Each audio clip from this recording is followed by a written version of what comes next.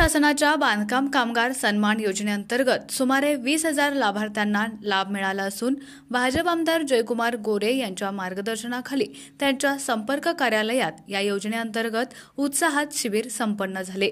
या सन्मान योजनेअंतर्गत लाभार्थ्यांना साहित्य वाटप, आरोग्य शिबिर, विमा संरक्षण इत्यादी घटकांचा लाभ देण्यात आला।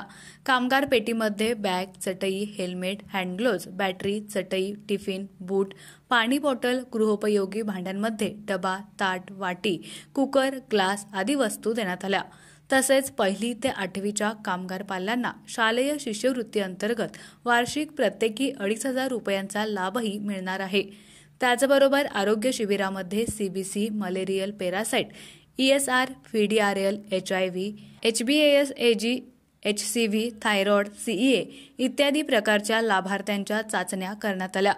आमदार जयकुमार गोरे यांच्या कार्यालयात संपन्न झालेल्या या शिबिरातील लाभार्थ्यांकडून भाजप सरकार आणि आमदार गोरेंना धन्यवाद दिले जात आहेत।